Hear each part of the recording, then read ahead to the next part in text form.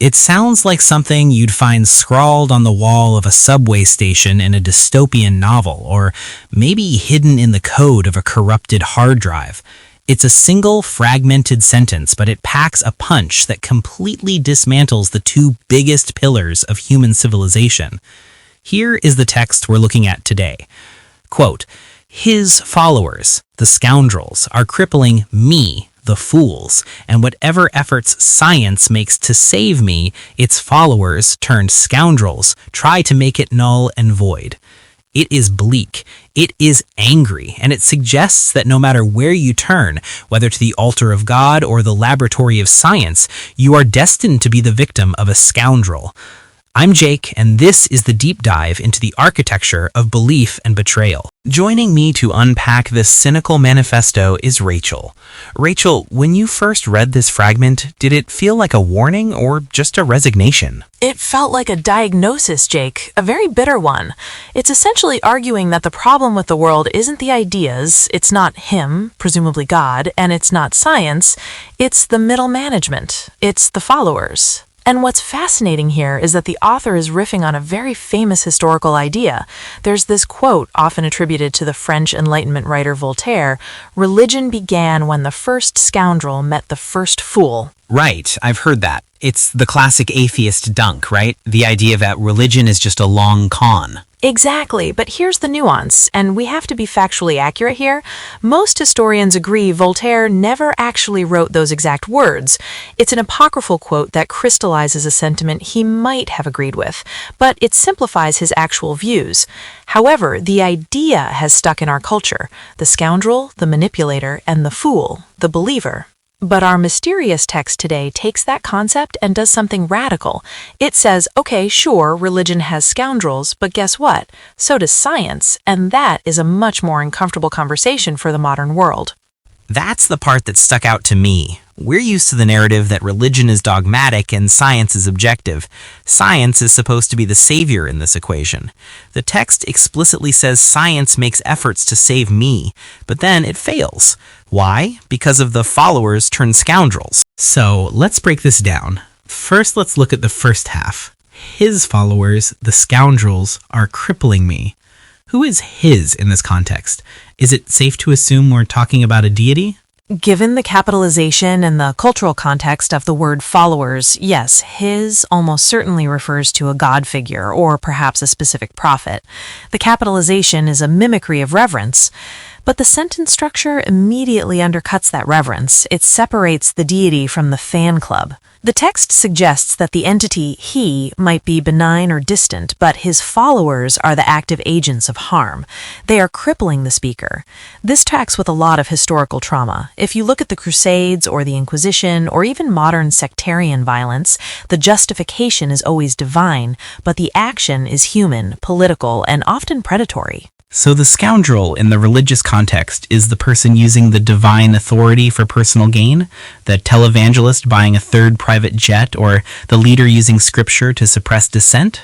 Precisely. The scoundrel is the intermediary. They position themselves between the fool, the believer, and the divine. They charge a toll. Sometimes that toll is money, sometimes it's obedience, sometimes it's intellectual freedom.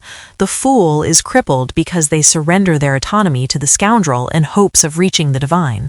Okay, so far, so Voltaire. That's a critique we've heard for 300 years. But then the text pivots. It says, "In whatever efforts science makes to save me, its followers, turned scoundrels, try to make it null and void." This feels personal. It feels like someone who wanted science to be the answer, but found the same corruption there. How does a follower of science become a scoundrel? This is where it gets really interesting and frankly quite modern. We tend to think of science as a pure method: hypothesis, test, result. Truth. But science is also an institution. It has gatekeepers, it has funding bodies, and it has dogmas. Think about the phrase, follow the science. We heard that constantly during the pandemic. In a pure sense, it's good advice, but sociologically, it can become a bludgeon.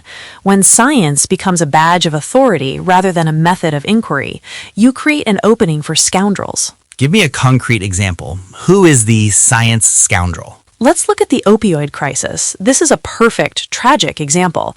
You had science, the chemistry of pain relief, which is a noble pursuit intended to save people from suffering.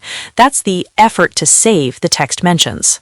But then you had the followers turned scoundrels. You had pharmaceutical executives and certain researchers who manipulated data, downplayed addiction risks, and marketed these drugs aggressively. They used the guise of medical science, charts, peer-reviewed journals, white coats, to exploit the fools, the patients and doctors, for profit. And the result was exactly what the text describes. The fools were crippled, literally crippled by addiction. Exactly. The authority of science was hijacked to sell a lie. The text says these scoundrels make the saving effort null and void. The intent of the medicine was nullified by the greed of the distributors. It's a betrayal that feels almost deeper than the religious one, isn't it? Because science is supposed to be the system that checks itself. It's supposed to be immune to belief. But this text is arguing that as soon as you have followers, people who treat science as an identity rather than a tool, you get corruption. Yes, and I think we need to talk about that word followers again. In science, you aren't supposed to be a follower. You're supposed to be a skeptic, a student, a researcher. If you are a follower of science, you're already doing it wrong. You're treating it like a religion. There's a term for this, scientism. It's the belief that science has the answer to everything, including moral and existential questions, and that if a scientist says it, it must be obeyable truth. Scoundrels love scientism. It allows them to bypass debate by saying, the data speaks for itself, even when the data is cherry-picked. So the author of our text views themselves as the fool and ME. Crippling ME, the fools. It's interesting self-identification. Usually when people write these kinds of critiques, they position themselves as the one enlightened person, the one who sees the strings. But this person identifies with the victims. I think that's what makes the text so poignant. It's an admission of vulnerability. To be a human is to need things. We need meaning, religion, and we need survival, science. We are needy creatures. That neediness makes us fools in the eyes of the predatory. The author is saying, I am the one who needs saving. I went to the church and they took my money. I went to the hospital and they gave me poison. I am the fool because I trusted the system. It's a crisis of trust, and it feels incredibly relevant to the moment we are living in right now. Trust in institutions is at historic lows. We don't trust the media, we don't trust the church, and increasingly people are skeptical of the medical and scientific establishment. But here is the devil's advocate question. If both systems are rigged by scoundrels, what is the alternative? The text implies total despair, null and void. Is there a way out of this cycle, or are we just doomed to be crippled? Well, if we look at the structure of the complaint, the problem isn't the source, it's the intermediary. The problem is the followers, the scoundrels. Historically, the solution to this has been the democratization of knowledge. The Protestant Reformation, for all its own issues, was basically about cutting out the middleman, the priest, and saying, you can read the Bible yourself. You don't need the scoundrel to tell you what he says. We see a similar movement in science now, open science, open data. The push to make research freely available so that you don't have to take a pharmaceutical company's word for it, you can check the math. So the antidote to the scoundrel is homework? In a way, yes, it's literacy, scientific literacy and theological literacy. The scoundrel relies on the fool being ignorant. The scoundrel relies on the gap between the expert and the layperson.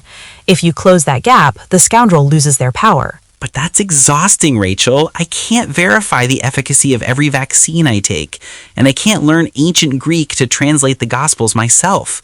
At some point, I have to trust a follower. I have to trust an expert. And this text says that trust will be betrayed. That is the tragedy at the heart of the text. You are right. We cannot be experts in everything. We live in a specialized society. We must outsource our trust. The text is screaming about the violation of that social contract. However, I think there is a distinction the text misses, or perhaps ignores in its anger. Not all followers are scoundrels. There are millions of doctors, scientists, and religious leaders who are genuinely trying to help me. The text is a caricature. It's a worst-case scenario worldview. True, it's a polarized view. But let's look at the efforts science makes to save me.